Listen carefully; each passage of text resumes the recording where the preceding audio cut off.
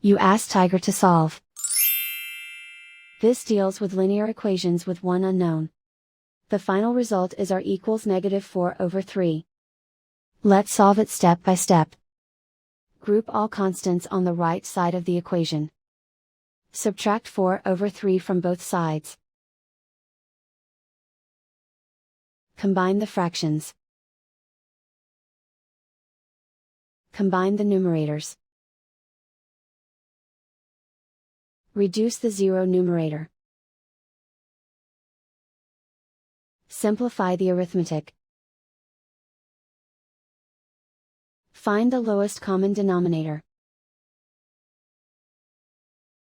Multiply the denominators.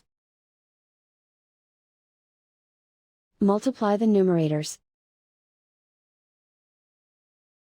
Combine the fractions. Combine the numerators. Isolate the r. Multiply both sides by inverse fraction 3/5. Group like terms.